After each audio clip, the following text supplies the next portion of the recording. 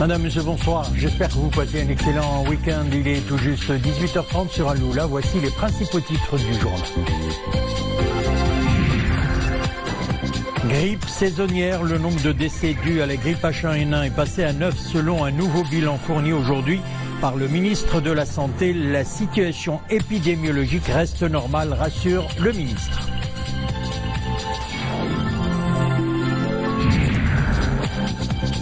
Le Maroc compte aujourd'hui 26 sites inscrits sur la liste des zones humides d'importance internationale et parmi ces sites, ceux de Oued Souss et Oued Massa classés sur la liste Ramsar. La ville de Chefchaouen célèbre en grande pompe l'avènement du Nouvel An chinois. Les célébrations ont vu la participation de troupes marocaines et chinoises. Elles reflètent la solidité et la profondeur des relations de coopération et d'amitié entre les deux pays. Son Altesse royale, le prince héritier Moulay El-Hassan a représenté Sa Majesté le roi Mohammed VI aux obsèques du comte de Paris, Henri d'Orléans, qui se sont déroulées cet après-midi en la chapelle royale de Saint-Louis à Dreux, à 80 km de Paris. Nous y reviendrons dans nos prochaines éditions. Le nombre de décès dus à la grippe H1N1 est passé à 9 selon un nouveau bilan fourni aujourd'hui par le ministre de la Santé. Anas Doukali a assuré que la situation épidémiologique reste normale par rapport aux années précédentes. La cellule centrale de suivi de la situation épidémiologique continue d'assurer la veille épidémiologique et de vérifier toutes les données relatives aux cas d'infection, a ajouté le ministre de la Santé. Mohamed Aïtleshkar. C'est au niveau de la direction de l'épidémiologie que remontent toutes les données transmises par les médecins sentinelles au sein des hôpitaux et cliniques de toutes les régions du Maroc. Ce qui circulait parmi les cas les cas de syndrome grippal ou les cas sévères. Les données sont ensuite examinées par cette cellule de veille et de suivi de la situation épidémiologique de la grippe saisonnière. Objectif: pour savoir est-ce qu'il y a des cas de personnes qui se présentent avec des infections respiratoires, est-ce qu'il y a des hospitalisations au niveau des soins intensifs ou les réanimations. Le nombre est très limité et n'est pas inquiétant. Les différentes données sur la situation épidémiologique montrent que le virus grippal H1N1 domine cette année comme un peu partout à travers le monde. C'est pourquoi la cellule de veille s'assure des cas de décès enregistrés en lien justement avec la grippe saisonnière due à ce virus. Malheureusement, jusqu'à présent, nous avons recensé 9 cas de décès. 9 décès dus au virus H1N1 depuis le début de la saison de la grippe. La prévention s'impose donc, notamment pour les groupes dits à risque. Les enfants de 6 mois à 5 ans, les personnes âgées, les femmes enceintes et les personnes souffrant de maladies chroniques, notamment cardiovasculaires, ou encore les diabétiques. À travers le Maroc, pas moins de 375 centres de santé assurent la veille épidémiologique, un suivi qui s'étend jusqu'aux zones les plus reculées. Pour la population rurale, les populations lointaines des structures de santé, le programme Reaya qui concerne 28 provinces a été intensifié. Les équipes médicales sont mobilisées. Les médecins conseillent de se laver les mains fréquemment et d'utiliser des mouchoirs en papier pour éternuer. Et puis, la deuxième grande prévention, c'est de se faire vacciner pour les personnes qui font partie des groupes dits à risque. Et puis, pour ce qui est des précautions à prendre, il faut, parmi ces précautions, bien se couvrir parce qu'il fait encore froid. Un temps froid, d'ailleurs, persistera sur le Rif, l'Atlas, l'Oriental, les versants sud-est et les plateaux de Phosphate et Oulmès. Et assez froid sur le Seis, le sud-est et les plaines à l'ouest de l'Atlas. Des températures minimales de l'ordre, d'ailleurs, de -5 à 1 sur les reliefs et les hauts plateaux orientaux. 1 à 8 degrés sur le Seis, l'Oriental, le sud-est, les plaines de l'ouest de l'Atlas et les plateaux plateau des phosphates et d'Oulmès. Des températures, des hauteurs de pluie également ont été relevées en millimètres de 6 heures à 6 heures aujourd'hui par la direction de la météorologie nationale. 43 mm à Rabat, 38 mm à l'Areish, 29 à Taza, 22 à Tanger, Meknes et Knetra, comme vous le voyez sur votre écran. 17 mm ont été relevés à Ben Slimane, 14 à El Jadida et moins de 1 mm dans plusieurs autres zones à travers le royaume. Le Maroc compte aujourd'hui 26 sites inscrits sur la liste des zones humides d'importance internationale, communément appelées sites Ramsar, soit quelques 280 hectares à l'occasion de la journée mondiale des zones humides, célébrée le 1er février de chaque année. Le Haut Commissariat aux eaux et forêts et à la lutte contre la désertification a dressé le bilan des réalisations en matière de conservation de la biodiversité des zones humides durant les 3 premières années de la mise en œuvre de la stratégie 2015-2024 et parmi les sites d'une grande importance au monde classés sur la liste Ramsar, Oued Souss et Oued Massa. Le reportage Hijb Tamek et Nissil Hamdaoui. Nous sommes à l'embouchure de Oued Souss. Un havre de paix pour quelques 270 espèces d'oiseaux aquatiques et migrateurs. Ici, même les espèces les plus rares au monde sont perceptibles, comme le fameux oiseau à la tête dégarnie, l'ibis chauve. Le site dispose également d'une flore remarquable. Ce n'est donc pas pour rien que cet espace grandeur nature est reconnu comme zone humide d'importance internationale. L'embouchure de l'Oued Massa qui, avec l'embouchure de l'Oued Souss, ont été inscrits sur la liste Ramsar depuis janvier 2005, vu leur rôle important pour l'accueil des oiseaux migrateurs qui passent au niveau de la région, soit pour l'hivernage, soit comme une halte d'arrêt avant de reprendre leur voie de migration vers l'Afrique. Ces deux zones humides que sont Oued Souss et Oued Massa invitent à des virées écotouristiques attrayantes.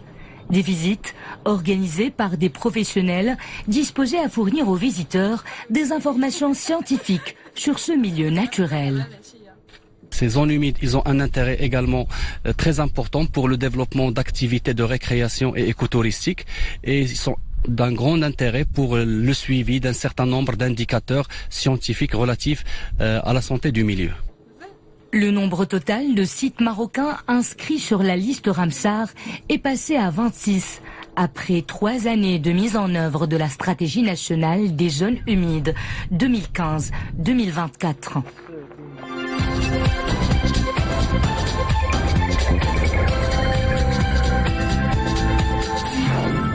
On entame à présent l'actualité internationale par la Palestine. Plus de 30 Palestiniens ont été blessés par des tirs de soldats israéliens dans des heurts le long de la clôture séparant Israël de la bande de Gaza. C'est ce qu'a annoncé le ministère de la Santé. L'armée israélienne a de son côté indiqué qu'environ 10 000 émeutiers et manifestants s'étaient rassemblés en différents endroits le long de la barrière séparant Israël de la bande de Gaza. La bande de Gaza est le théâtre depuis mars 2018 de protestations hebdomadaires généralement accompagnées de violences le long de la frontière lourdement gardée par l'armée israélienne. Au moins 246 Palestiniens ont été tués par des tirs israéliens depuis cette date. Et puis, à présent, direction le Venezuela. Des milliers de manifestants ont défilé aujourd'hui à Caracas pour exiger que Nicolás Maduro cède le pouvoir au président autoproclamé Juan Guaidó. Rassemblés à l'appel de Guaidó, les partisans de l'opposition, qui étaient très nombreux, portant des drapeaux du Venezuela, se sont réunis en 5 points de l'est de la capitale et ont marché vers le siège de la représentation de l'Union européenne.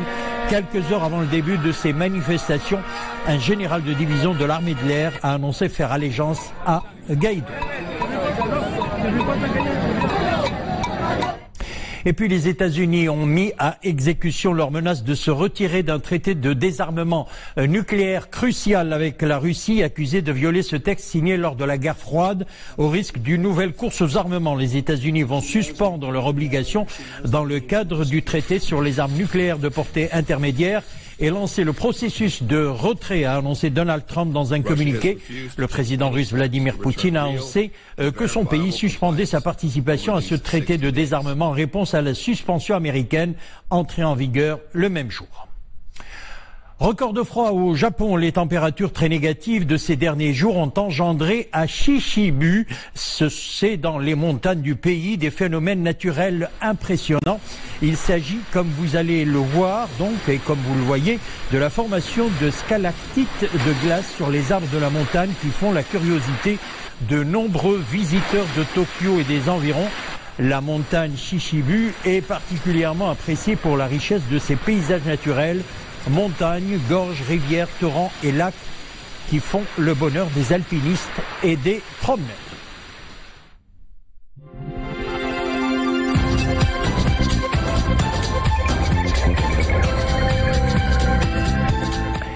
Quel rôle jouent les chambres professionnelles dans le développement socio-économique? Nous nous intéressons aujourd'hui au secteur de l'artisanat à Fès, où ce rôle apparaît clairement dans le suivi des associations et des coopératives d'artisans et dans la formation des apprentis artisans. Nabila Komimi et Mohamed Aklishkar.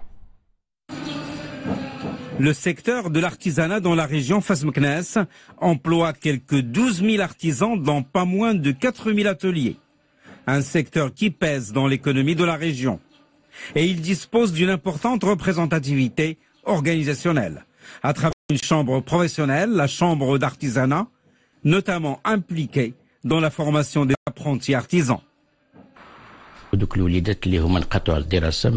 Les personnes qui ont abandonné l'école et qui sont âgés de 15 à 30 ans, nous les orientons vers des centres de formation ou chez des artisans pour bénéficier d'un apprentissage ainsi que du suivi de leur formation.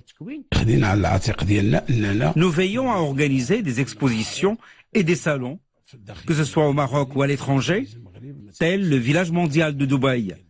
Nous participons aux foires artisanales, tant nationales que régionales. L'artisanat de Fès, ce sont plus de 16 activités professionnelles artisanales, soit plus de 50 métiers différents pour la confection de divers articles très prisés au plan national et international.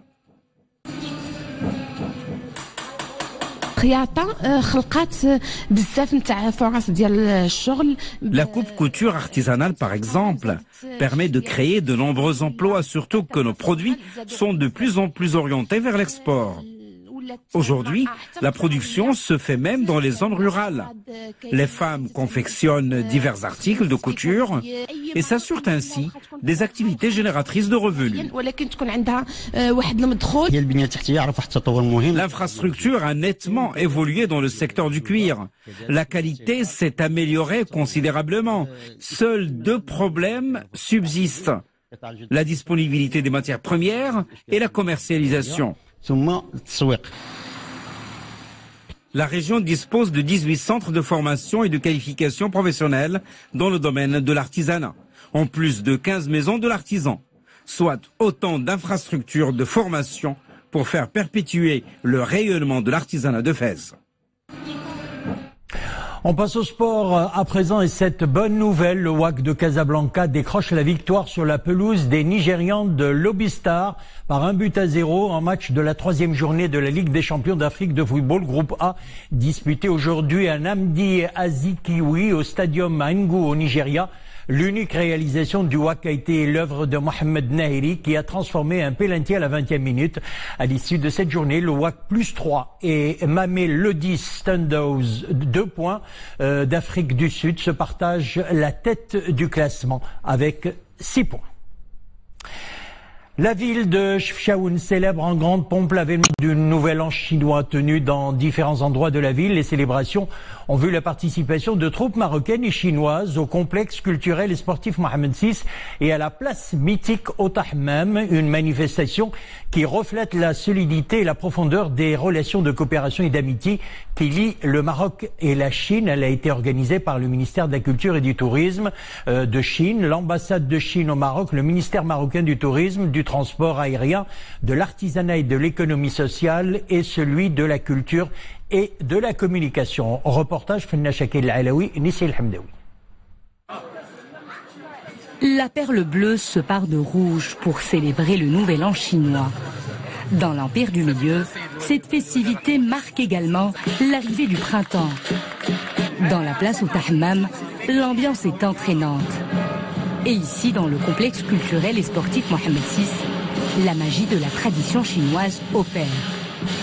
Ces troupes chinoises exécutent la danse populaire du lion et du dragon. Le choix de la ville de Chefchaouen pour abriter cette grande fête n'est pas fortuit.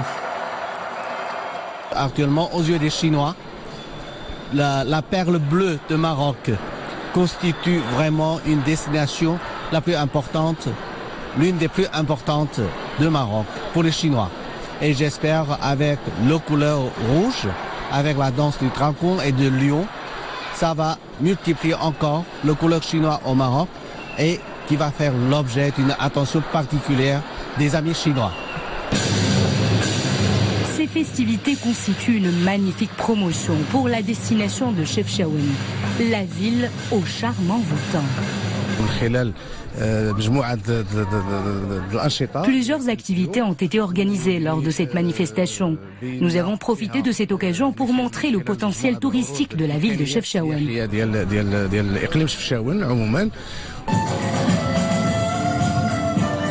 La célébration du Nouvel An chinois à Chefchaouen reflète l'excellence des relations sino-marocaines.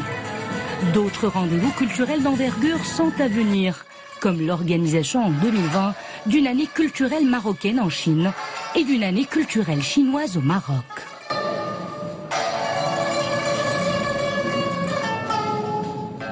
Voilà, c'est la fin de notre édition. Merci de l'avoir suivi. L'info revient à 20h30. Une excellente soirée. Demain, vous retrouverez Nissim Naouzdar. À bientôt.